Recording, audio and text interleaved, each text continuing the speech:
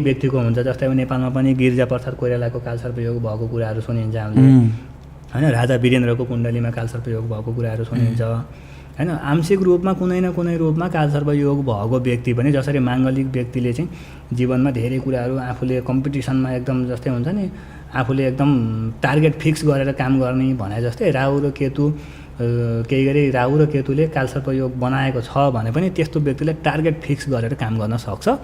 केही गरी त्यसलाई पोजिटिभ रूपमा उसले प्रयोग गर्न सक्यो भने त्यसको पोजिटिभ कसरी गराउने भन्नको लागि त्यस्तो व्यक्तिले सर्प मार्न भएन हैन। सर्पहरूको सेवा गर्नु पर्यो भन्न खोजेको, नागको पूजा गर्नु पर्यो हैन। आफू बस्ने ठाउँमा नाग टाँसिराख्नु पर्यो। मान्छे त मर्ने हुँदैन, मान्छे मर्ने त कालसर्पयोगले मात्रै मान्छे मर्ने भन्ने हुँदैन र उसको क्षमता चाहिँ मर्छ, क्षमतालाई चाहिँ मार्छ।